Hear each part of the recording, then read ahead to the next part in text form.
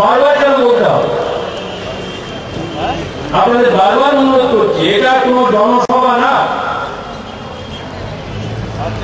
এটা কর্মী সংগঠকদের সভা।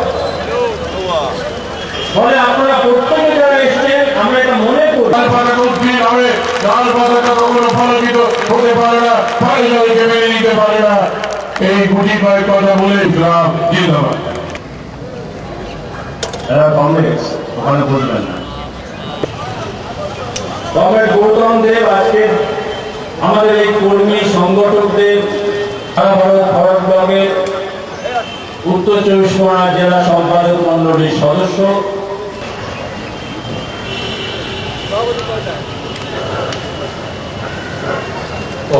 সভাপতি, অত্যন্ত প্রিয় নেতা, পশ্চিমবঙ্গ রাজ্য সম্পাদক মন্ডলীর সদস্য কমরেড গৌতম দেব আছেন, আমাদের পার্টির কেন্দ্রীয় কমিটির সদস্য কমরেড সরল দেব, কমরেড প্রদীপ চক্রবর্তী, কমরেড শ্যামল ব্যানার্জি। বক্তব্য সম্পর্কিত বিষয় বামফ্রন্টের নেতা সদস্য এবং কেন্দ্রীয় কমিটির সদস্য কমরেড গৌতম দেব বলবেন।